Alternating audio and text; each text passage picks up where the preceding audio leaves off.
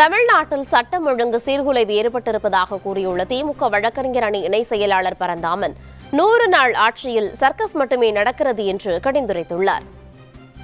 100 நாள்ல 546 குற்ற சம்பவங்களை செஞ்ச ஒரு நியூ எரா இன்னைக்கு மாண்புமிகு விஜயினுடைய சர்க்கஸ் சர்க்கார் தலைமையில் நடைபெற்றிருக்கக்கூடிய ஆட்சியில் இருக்கக்கூடிய ஒரு சாதனை இது.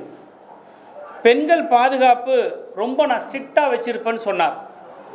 ஆனால் இன்றைக்கி பெண்களுக்கான பாதுகாப்பு எந்த அளவில் தமிழ்நாட்டில் இருக்குன்றது நாட்டு மக்களுக்கே நன்றாக தெரியும்.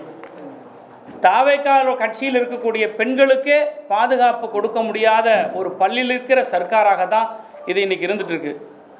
போதை கலாச்சாரத்திலேருந்து நம்ம பசங்களை அதிலிருந்து மீட்கணும், அவங்கள காப்பாற்ற வேண்டிய பொறுப்பு நமக்கு இருக்குன்னு சொன்னார்.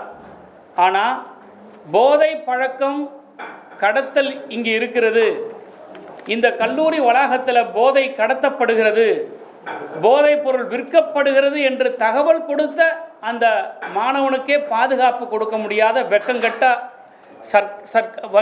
சர்க்கஸ் சர்க்கார் அரசு தான் இந்த விஜயுடைய அரசு. இன்னைக்கு ஜென்சிக்கள் மட்டும் ஏறத்தாழ 10க்கும் மேற்பட்ட இளைஞர்கள் இன்றைக்கு கொல்லப்பட்டிருக்கிறார்கள், படுகொலை செய்யப்பட்டிருக்கிறார்கள். இந்த கொலை பழியை மாண்புமிகு முதலமைச்சர் அவர்கள் ஏற்றுக்கொண்டுதான் ஆக வேண்டும்.